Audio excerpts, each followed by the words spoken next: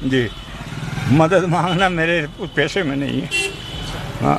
तो ये oxygen cylinder पूरे दिन भर चलता है आपका? हाँ, ये 2 बार दिन में भरवाना पड़ता है।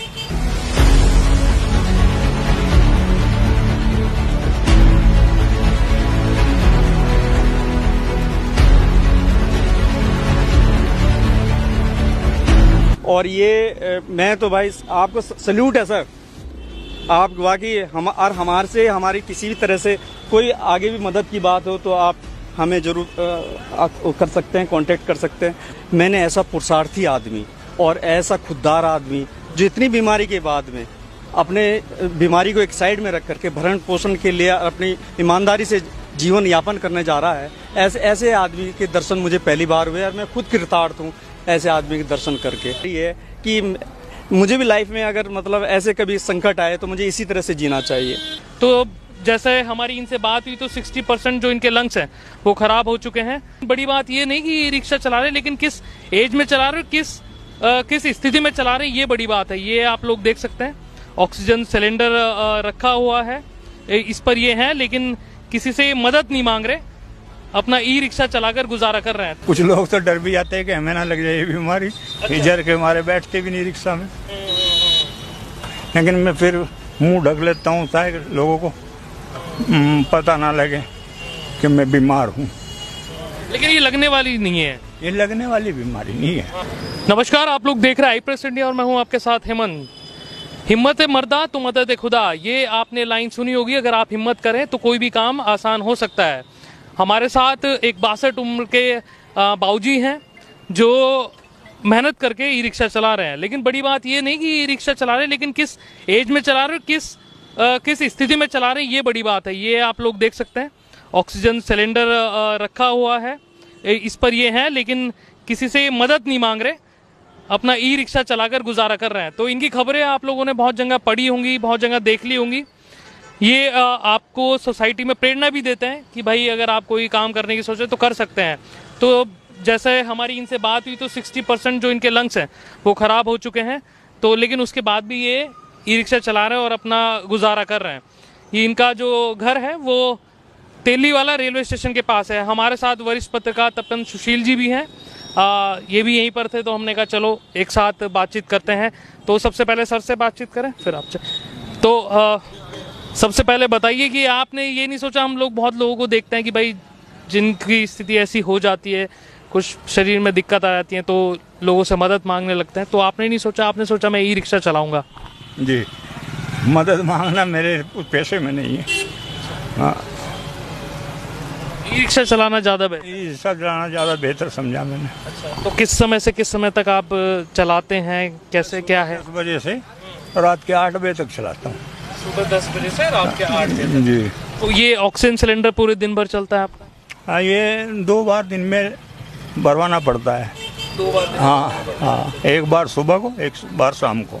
एक बार सुबह, एक बार शाम? हाँ, 2 बार है। अच्छा, हम लोग देख रहे थे आपकी खबरें, और भी लोग चला रहे हैं, आपके लिए उसमें लिखा भी कि वे मदद करें, लेकिन आप कंटिन्यू चला रहे हैं। तो लोग आपके साथ जो बैठते हैं पीछे, वो आपसे बात नहीं करते कि आप इस स्थिति में और ई रिक्शा करते भी हैं बात। क्या कहते हैं?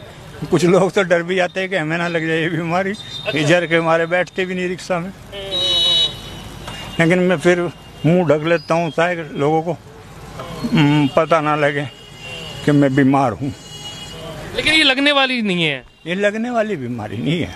हाँ, लगने वाली नहीं। हाँ, लेकिन कुछ लोगों के मन में है कि कोरोना फैला हुआ है, उनकी वजह से शायद कुछ लोग सोचते हो कि लग जाए हमें।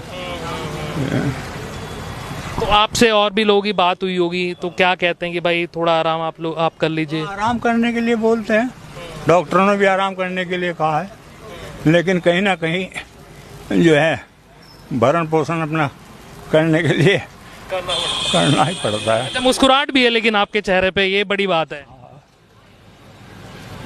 अच्छा, फैमिली में कौन कौन है, आप थोड़ा बताएं। मेरी फैमिली में मेरे 5 बच्चे हैं, 3 लड़के हैं, 2 लड़कियां हैं, जिनकी मेरे द्वारा शादी कर दी गई है। सबकी सब अपने अपनी फैमिली में सेट। अब मैं और मेरी बीवी रहते हैं। वो लोग सब रहते हैं? हाँ, लड़के भी साथ ही, इतना मजबूत काम नहीं है उनका, जो मेरी हेल्प कर सके वो। हाँ, वो भी मजदूरी करते हैं, 500 रुपये के दिन में कमा लिया, उनके भी आगे बच्चे हैं, वो अपना करेंगे और जितना होता है मेरे लिए भी करते ही। हिम्मत कैसे मिलती है आपको कि भाई हमारा थोड़ा सा बुखार भी हो जाए लोगों को तो हम तो लेट जाते हैं, तो हिम्मत कैसे मिलती है आपको? हिम्मत तो ये पेट दिला देता है। हाँ, भूख लगती है तो खाना तो चाहिए। हाँ, खाना तो चाहिए। ठीक। वरिष्ठ पत्रकार तपन सुशील जी हैं। सर आप क्या कहेंगे? चलते चलते हम चल रहे थे तो मिल गए बाबूजी, आप क्या सोचते हैं? मेरे पूरे इंटायर अभी तक के कैरियर में जो 20-25 साल से ज़्यादा हो चुका है, मैंने ऐसा पुरुषार्थी आदमी और ऐसा खुददार आदमी जो इतनी बीमारी के बाद में अपने बीमारी को एक साइड में रख करके भरण पोषण के लिए अपनी ईमानदारी से जीवन यापन करने जा रहा है, ऐसे आदमी के दर्शन मुझे पहली बार हुए और मैं खुद कृतार्थ हूँ ऐसे आदमी के दर्शन करके। ये स्वयं में एक मिसाल है, सबके लिए है कि आप जीवन में आशा ना छोड़ें और अपने संघर्षों को करते रहें। और सच बात यह है कि इससे इनके इस कैरेक्टर से, इनके इन किरदार से सभी लोगों को प्रेरणा लेनी चाहिए। और मैं सभी लोगों से अपील करूंगा कि आप इनके दिए गए इस नंबर पे ज़्यादा से ज़्यादा इनके लिए खुल करके इनके आर्थिक सहायता करें। मैं नंबर अभी आपको शेयर कर दूंगा, लिंक में भी डाल दूंगा और शेयर कर दूंगा नंबर। हम ऑफिस में बैठे रहते थे, आप जिक्र कर रहे थे 1-2 दिन पहले भी कि इनसे मिलना बहुत ज़रूरी, तो जैसे ही आप मिले तो आपने फ़ोटो भी खिंचाई, बात भी करी। मेरे एक मित्र हैं परवेज़, पत्रकार साथी है, तो सबसे पहले उन्होंने खबर इनकी करी थी, तो उसके बाद में फिर मैं लगातार उनके संपर्क में रहा क्योंकि इनके जो उसमें था मोबाइल में और टेलीफोन नंबर में थोड़ी दिक्कत थी। तो अभी उन्होंने बताया कि अभी आए हुए हैं यहाँ पर जो मोहसिन साहब, तो मैंने कहा बात कर लेते हैं, इत्तेफाक से आप आ गए तो ये बहुत अच्छा संयोग हो गया। और ये मैं तो भाई आपको सल्यूट है सर, आप वाकई हमारे से हमारी किसी भी तरह से कोई आगे भी मदद की बात हो तो आप हमें जरूर कर सकते हैं, कांटेक्ट कर सकते हैं। और मैं तो ये कहूँगा राज्य सरकार को भी इन ऐसे आदमियों के लिए आगे आना चाहिए, उनकी सहायता करने के लिए आना चाहिए। जो सरकार को यहाँ के लोकल एडमिनिस्ट्रेशन, एसडीएम, डीएम सबको किसी ना किसी को इस आपके जो है माध्यम से संज्ञान लेना चाहिए और इनकी मदद के लिए आगे आना चाहिए। मैं यही कहना चाहूँगा। लास्ट में सर ऐसे लोगों की जैसे प्रेरणा भी सोसाइटी को मिलती है, इससे बड़ी प्रेरणा और क्या मिलेगी हमें? तो थोड़ा सा कुछ होता है हम घर में बैठ जाते हैं, ये तो जीवंत हैं, ये तो जीवंत एक तरह की प्रेरणा है। और हमारे दौर में है, कमाल की बात नहीं तो अक्सर प्रेरणा हम तो इतिहास से लेते हैं, यहाँ तो इतिहास ही नहीं, यहाँ तो वर्तमान से लीजिए आप। और बहुत ही मतलब मैं रोमांचित भी हूँ और मुझे ये लग रहा है कि मतलब एक तरह का एक अलग फीलिंग आ रही है कि मुझे भी लाइफ में अगर मतलब ऐसे कभी संकट आए तो मुझे इसी तरह से जीना चाहिए। तो बहुत बड़ा आपके लिए बिग सैल्यूट पूरे पत्रकार समाज की तरफ से भी, और ये पत्रकार समाज भी करता रहेगा ऐसे काम के लिए, लेकिन आपके लिए बहुत बहुत शुक्रिया।